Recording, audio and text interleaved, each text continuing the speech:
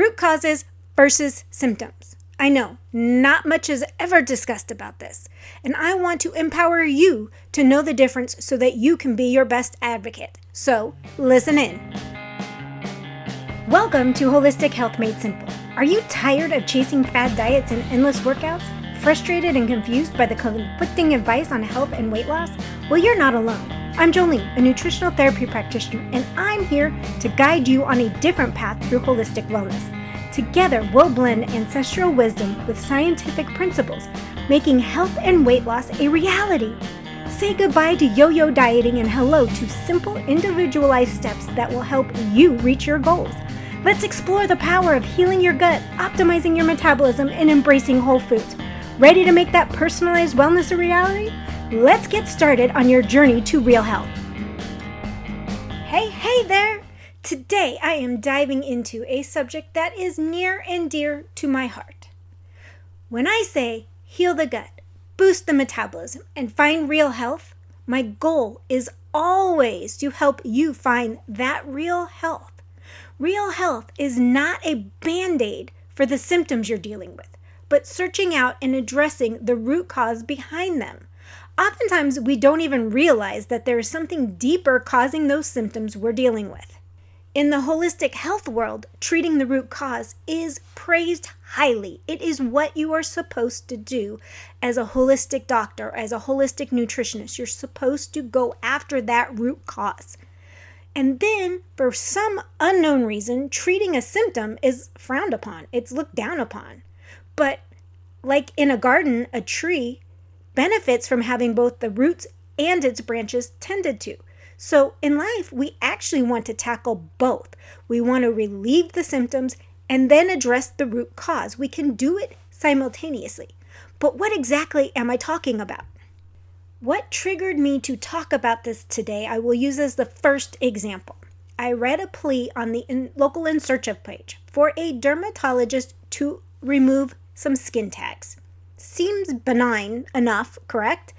While skin tags can have a variety of root causes, this particular person was complaining about them having an abundance of them around her neck and they were bothersome.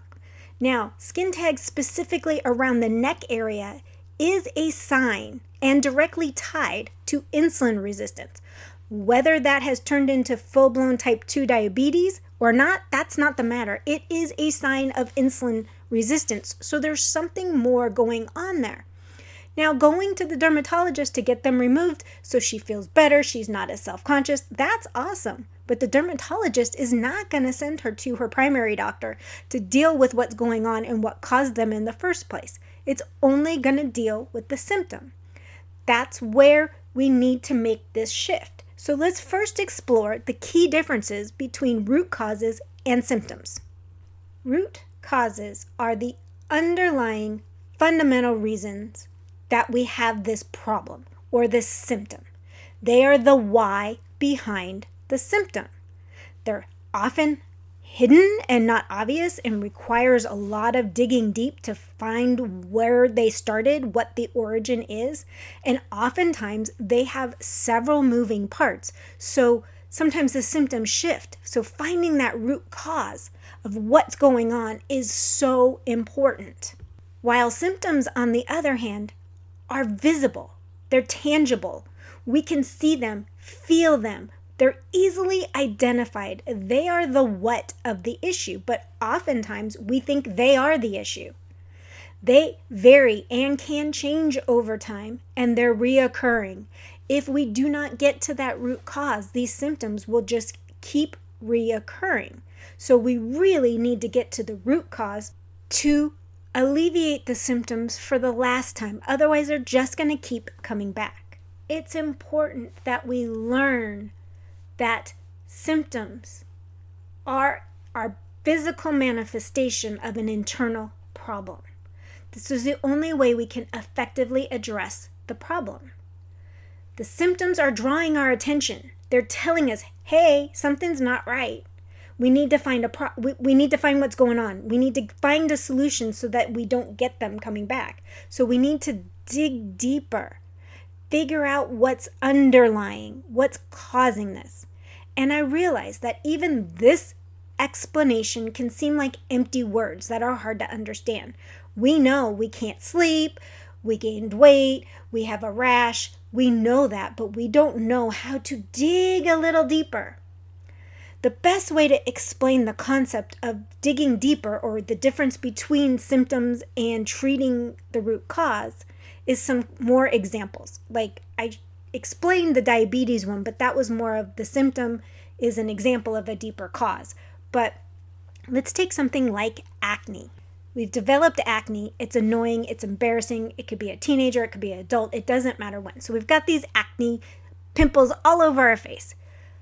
When we treat the symptom, we're applying antibiotics or antimicrobial products to the skin to try to dry it up and get rid of them. We clean our skin a lot. We use special washes and stuff. We take antibiotics. We use medications like Accutane. So all of this is just treating the symptom. It's not treating what caused the acne. It's just treating the acne itself. When we start looking at the root cause of the acne, and it will be different for each person, especially in different areas of their life, we want to address things like balancing hormones, improving the gut, making sure they have proper detox pathways open, balancing out your blood sugar, looking at food sensitivities, maybe dietary changes, and reducing inflammation. Those are all addressing the root cause. We want to know why the skin is being infected and the acne is being caused by bacteria. So why is it happening, and how do we address it internally so that our skin looks better on the outside? And then when we look at something like arthritis, oftentimes with our arthritis, it doesn't matter who you are. You're treating the symptoms. You're taking pain medication. You're taking anti-inflammatory medications, supplements, all to reduce the inflammation that's causing the painful joints. You might also have injections in there. That all is just treating the symptom of pain and the aches that come along with arthritis. But when we look at something deeper in arthritis, we need to balance the immune system, because an arthritis is a way of our body attacking areas. So we want to balance out our immune system. We want to start eating anti-inflammatory foods. We want to rid our diet of foods that inflame us, that cause aches and pains in our joints. We want to improve our joint health with things like minerals and other supplements that aren't dealing with the pain, but are dealing with the health of those joints. And addressing structural issues. A chiropractor, a physiotherapist, massages, all of those will help deal with the root cause of arthritis. And oftentimes, I know it's caused by an injury, but it's internal as well. So getting rid of that pain can be managed internally and by addressing structural issues. And the last example I will give of the difference between what we're looking at is digestive problems. You know, this is right up my alley. Digestive problems like constipation, diarrhea, heartburn, Crohn's disease. When we treat the symptoms of digestive problems, we are giving laxatives or drugs to stop diarrhea. We are taking in drugs to reduce stomach acid. Again, anti-inflammatory medications. We're all taking this medicine to correct the symptoms, but the root cause, we've got to figure out what that is. Now, a root cause of digestive problems could be huge. Food sensitivities, diet, the gut lining could be impaired.